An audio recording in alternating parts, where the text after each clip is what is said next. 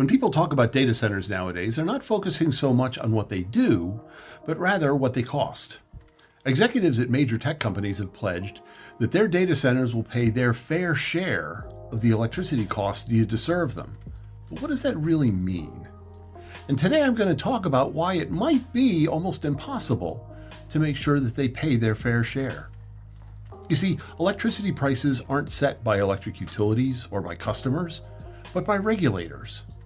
And when regulators are setting prices, they first figure out all the costs necessary to provide electricity service. Then they allocate those costs to different groups of customers, called customer classes.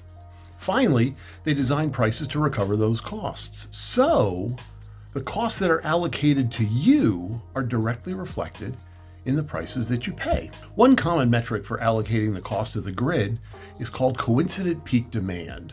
The idea behind coincident peak demand is that how much electricity you're using when the system itself is peaking.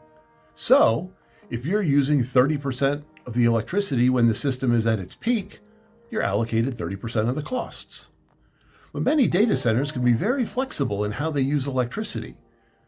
Data center operators could predict when a system peak might occur, and then either cut back the electricity consumption of the data center or run their own generation, therefore spreading the costs of that peak across all of the other customers.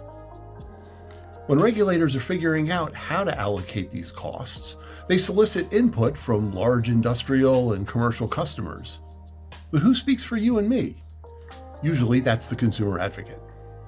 Nearly every state in the US has a consumer advocate, but in many cases, the consumer advocate represents all of the customers in the state without bias.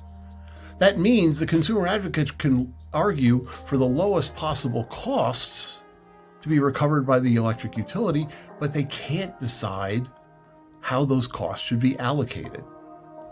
So it's important for you as a customer to understand these limitations. The electricity price setting process is very complicated, but it's important to remember that you have a voice in the process. You just have to use it.